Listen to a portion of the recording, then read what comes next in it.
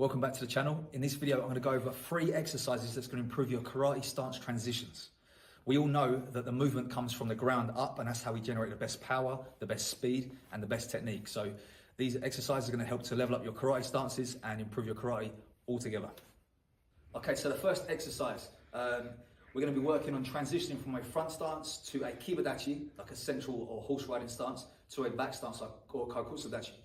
What I want to do is just take a front stance first of all, this way, so the weight is predominantly on the front leg. From this position now, I'm just going to rotate the front foot and shift my weight back into kibadachi. So I've just moved slightly, my body's moved from this position here to just a slight bit further back. Now I'm going to go into kokutsadachi, and I'm going to rotate this foot, send my hip backwards, and pull into back stance here. Okay, so now I'm loading that back leg. From this position, I'm going to shift myself back into front stance and complete the exercise. Okay, so we can work on this exercise in such a small space here, just the length of one stance, and we can get quite a lot of work done. So from here again, front leg is loaded, weight is forwards. I'm transitioning back to kibadachi, so just a slight shift. My body was here, I've moved just this distance here now. Again, the feeling of pushing back this way, pushing back through the hip into kokutsadachi or back stance, and then pushing through that back heel to send myself back into zenkutsudachi again. Now what I can do with this is add some hand techniques. I'm going to make an agyuki from here, a rising block.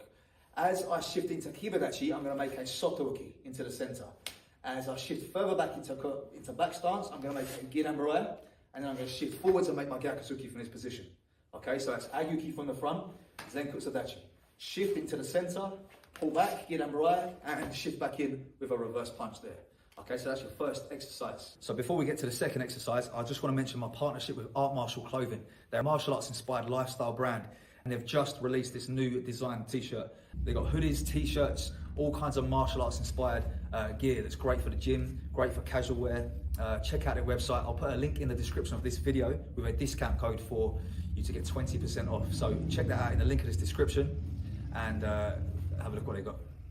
The second exercise is now going to work on compressing the back leg and using the back leg to drive forwards into our stance, which of course we want to be doing with our gyakuzuki and some of our other techniques. So what I'm going to do is I'm going to start from a zenkutsudachi to a corner. Okay, so I'm going to go about 45 degrees. From this position, I'm going to pull this front foot underneath me because I'm going to be traveling to this corner, and I want to turn it around here. So now I'm compressed here. This leg is loaded. It's kind of I can feel the quads engaged and everything, and it wants me to push into my front stance this way now. Okay. The next step then will be to pull back to here and push back in. So I'm getting that little compressed feeling in the middle. So I come here, load and push. So I'm really generating force through that back leg. Here, load, push. And of course the progression from here then will be to make our punch as well. So I'd load here, load that back leg. Really want to be moving off of that and drive for gyakuzuki. Load, push into that gyakuzuki there. Pull, push, pull, push. So yeah, again, another exercise that we can do with very limited space. When I have a very full dojo, I kind of use a lot of exercise like this so we can still get a lot of work done in terms of our Kion training without needing loads of space, you know. It was quite a useful skill to be able to adapt like this when we had the Zoom sessions during the lockdowns a few years ago, you know, just to be able to train in a smaller space. And of course that translates well to use at home, trying to practice away from the dojo. The third exercise is going to improve our movement through our front stance or through our zenkutsudachi. Make a more efficient movement that doesn't show a telegraph or anything like that, makes us quicker and also helps to generate power correctly. So what we're going to do is make a zenkutsudachi position again, a front stance. So what we're trying to do here is to train the initial part of the step forwards that we'd have in maybe an oizuki or a step-in technique, in our Kion at least. What I want to do then is, of course, load the front leg, keep my posture the same, and I want to pull the back knee up to the back leg. Okay, so I'm not bringing my feet together and planting, I'm just bringing my back knee close and back. I don't want to have my knee flared out to the side to expose the groin. You know, this is obviously a bad thing, inviting a kick to the groin or something.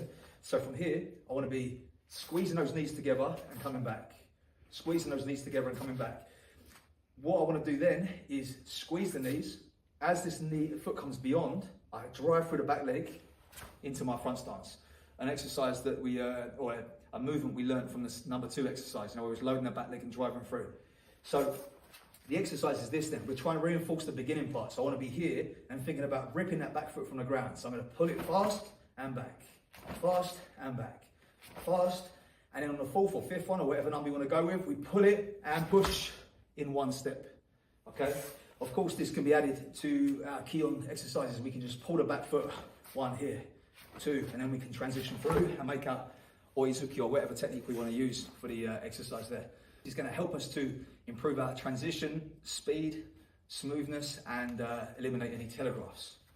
How this then translates to application or practical use more so is when we're into kumite sort of guard and stuff, I'm not doing anything like this, showing the front foot moving out. So as I'm coming forwards to attack, I'm working on that back foot, ripping through the ground and sending it into my Oizuki or whatever attack I'm going with. So there's 3 exercises there that you can use to improve your stance transitions. And as I said at the start of the video, all of our power is generated from the floor and through our legs, you know, so improving these stances is going to improve our karate overall and improve our power generation, improve our speed, all this kind of thing.